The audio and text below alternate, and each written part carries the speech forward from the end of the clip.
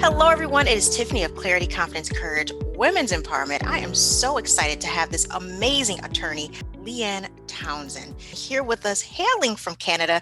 She is coming to talk to us about some nuggets of wisdom that I know is going to change your life, especially if you're a woman that's going through divorce. Leanne, can you tell us more about who you are, what you do, and why your specialty is important to my viewers? Thank you, Tiffany. It's such a pleasure to be here, and I'm so grateful that we connected. I am, as you mentioned, a family law lawyer in Toronto, Canada. I'm counsel at the firm called Mills and Mills, and I'm chair of their family law group. I specialize in doing divorces, custody battles, spousal support, equalization of property, that sort of thing. And prior to doing this, I spent over 16 years as a prosecutor. Up here, we call it the Crown Attorney's Office. I think down there, it's the District Attorney's Office.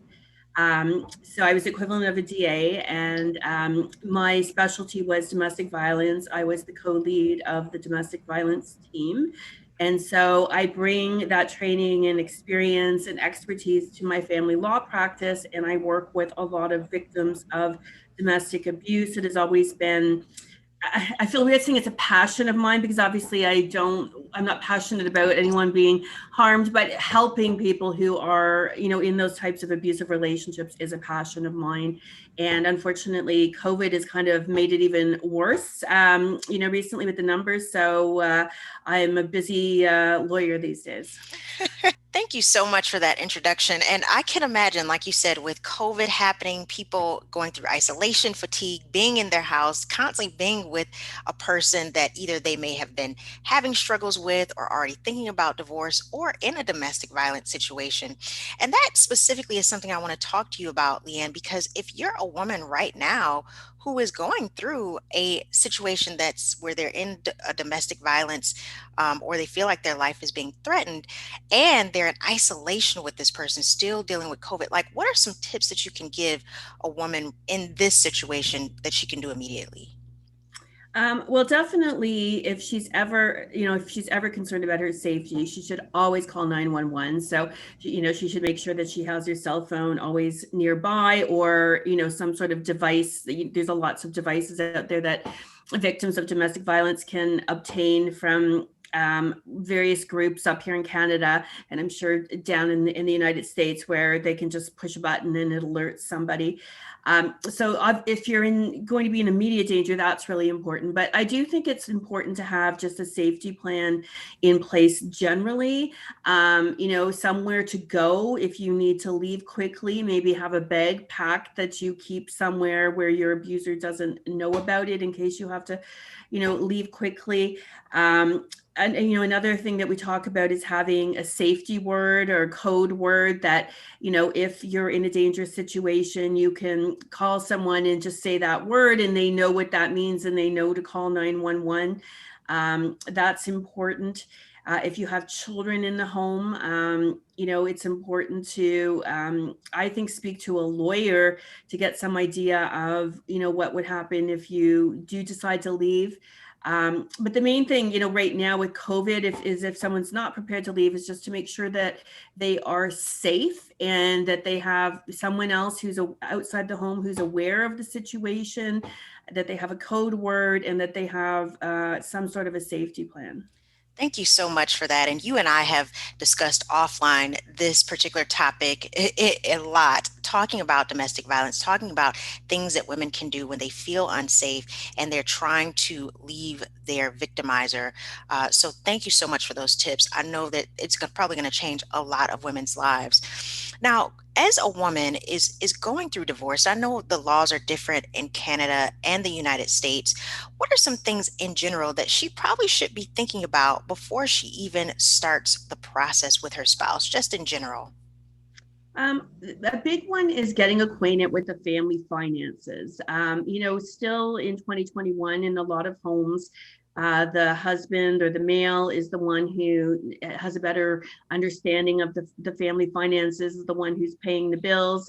If that's not the case and she already has a handle on it, that's fantastic. But if you haven't been involved in that sort of thing, and you don't know really the cash inflows or the money inflows to the home and the money outflows, it's good to get acquainted with that, so by looking at bank statements, credit card statements, you want to look at tax returns of of your husband or the other party, and if you can, photocopy all of these documents when the other person isn't around, and keep a copy either at a friend's home, a family member's home, a lawyer if you've retained a lawyer. But it's really important to start accumulating some of that financial information to get a sense of the family finances should you leave, so that if the other party tries to hide money or do something that they're not supposed to do beforehand, you've already got familiarity with things. So that's one thing. I think also making sure you have a good support team set in place before you leave if you can, whether it's using a coach or having a therapist. You ideally have already picked your lawyer. It's ideal to meet with several before deciding on the one that you want to use. But before you leave, it's best to speak to a lawyer, because there are things that you can do unique to your situation to help you better prepare and be in a better position, once the other party knows that you're looking at separating and divorce. Those are some basic things, but there's a lot of things that someone can do. Thank you so much, Leanne. I'm sure that's helping a lot of women right now.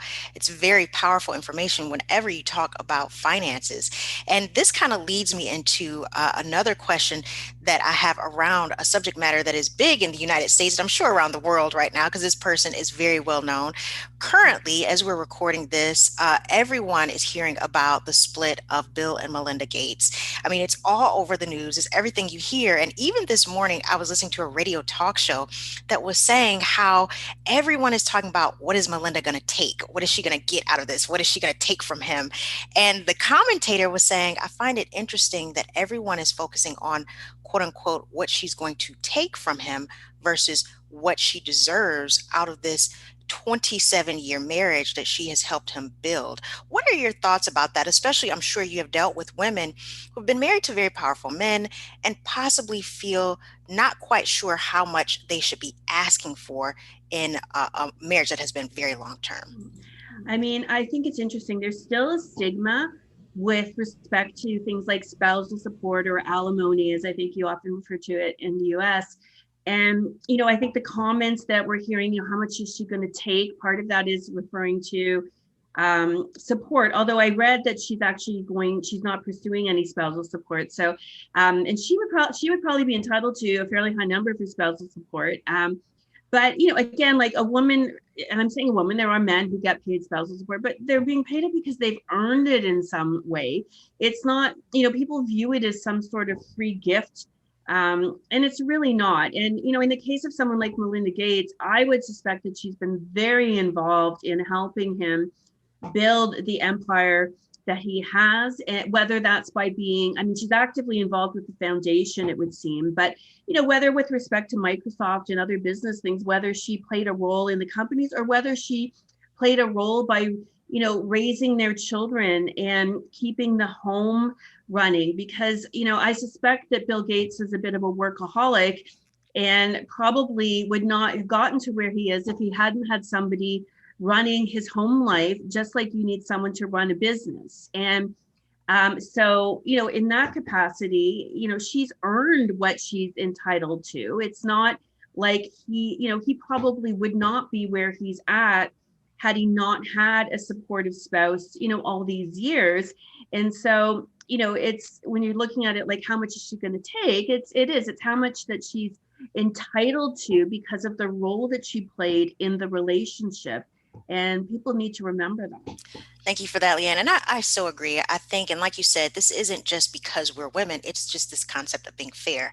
And I think that so many people forget that when it comes to value in a marriage, value is not just financial. Value is when you give emotional, physical, spiritual, physical support in the sense of, like you said, raising children to be healthy, productive adults while that other person may be the breadwinner or at work all the time.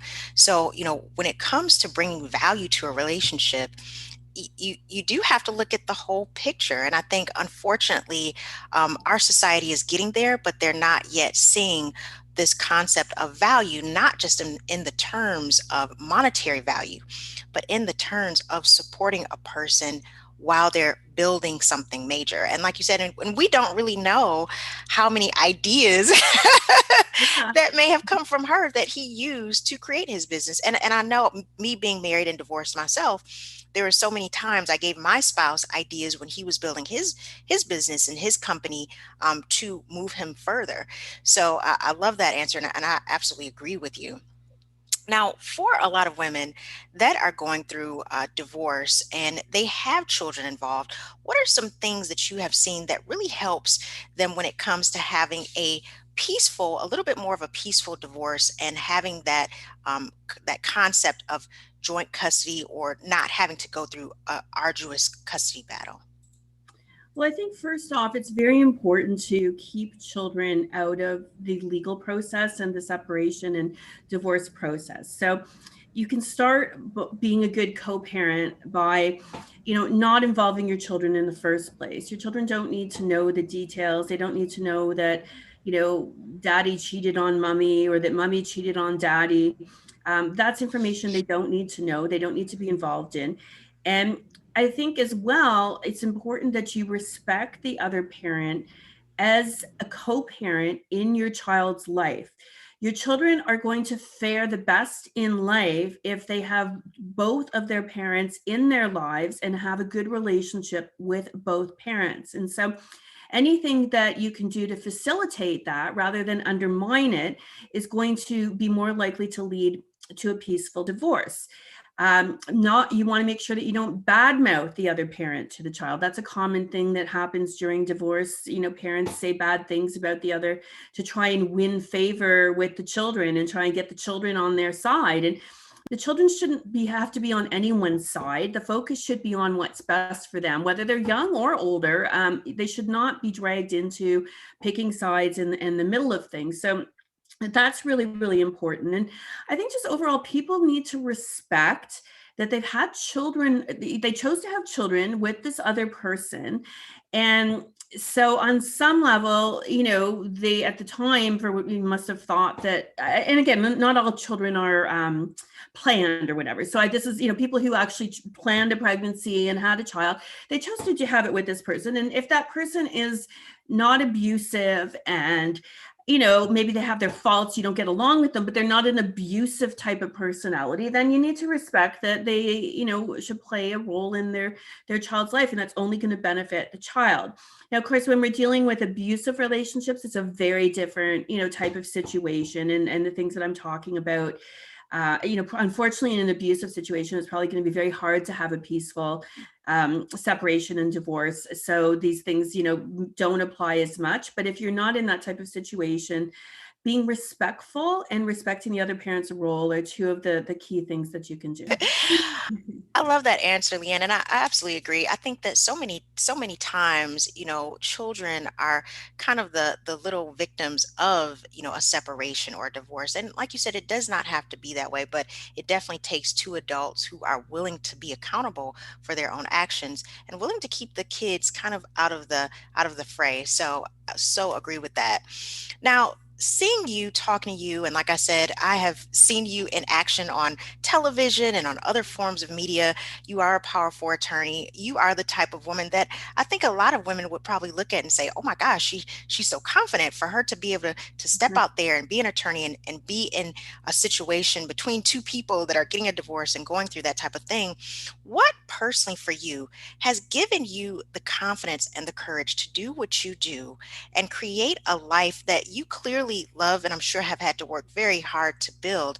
What gave you that courage and that confidence for a lot of women out there, whether they're professionals or entrepreneurs, who kind of are on the path and they want to start stepping out and following their dreams, but are a little bit nervous? Well, I would say, first of all, that it's a gradual process. It's, baby steps along the way, brick by brick, building, what I've accomplished and building my confidence. Because when I came out of my own marriage, which was quite some time ago, 2005 was when I separated, 2008, I divorced.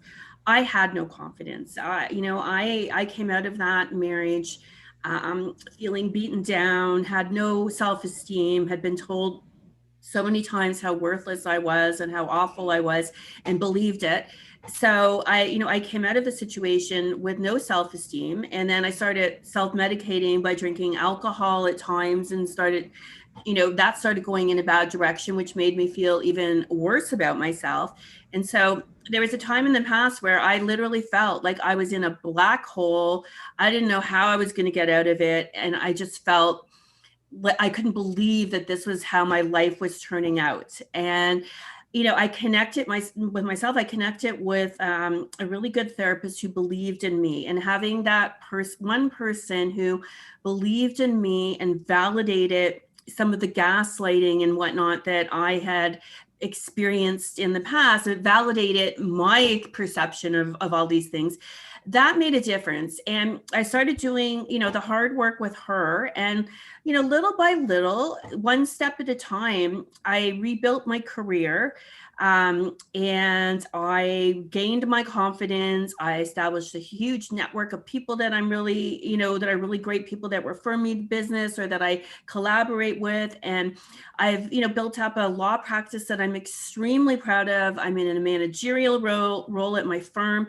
And it really, in the grand scheme, it really didn't take that long once I started doing the hard work and connected with that one person. And I feel for people out there who don't have anyone, I would say contact me, even, because all it takes is, you can do it yourself for sure. But if you have at least one person who will believe in you, I think that can make all the difference. And and the other thing is, I never lost hope. I always knew in my gut and in my head and in my heart that I would turn things around and live the life that I feel that I was always meant to live.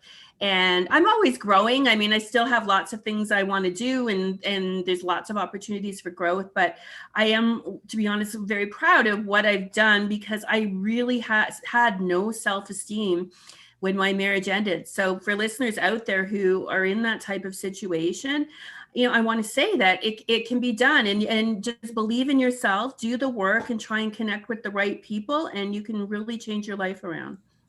Wow, that is so amazing. I just feel like, every test we have in life is such a testimony.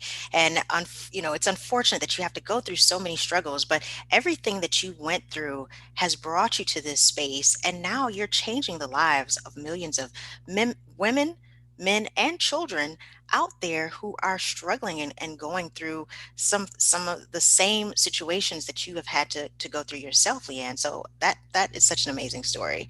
And I'm sure there's a lot of women watching this who are like, wow, they're going through that right now. They're wondering how to move forward. And watching this is hopefully giving them hope.